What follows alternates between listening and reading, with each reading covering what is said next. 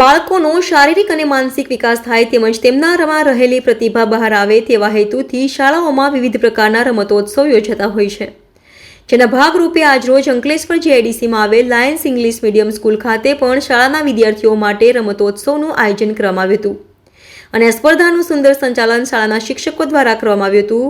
આ સ્પર્ધામાં બધા બાળકોએ વિવિધ સ્પર્ધામાં ઉત્સાહભેર ભાગ લીધો હતો। આ રમતોત્સવમાં વિદ્યાર્થીની રૂચિને ધ્યાનમાં રાખીને વિવિધ સ્પર્ધાઓનું આયોજન કરાયું હતું।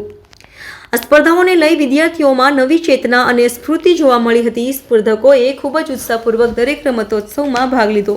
શાળાના શિક્ષકો સતત માર્ગદર્શન અને પ્રોત્સાહન દરેક સ્પર્ધકને આપતા રહેતા હતા અને બાળકો પણ ખૂબ આનંદથી આ રમતોમાં પોતાનું શ્રેષ્ઠ પ્રદર્શન કરતા જોવા મળ્યા હતા।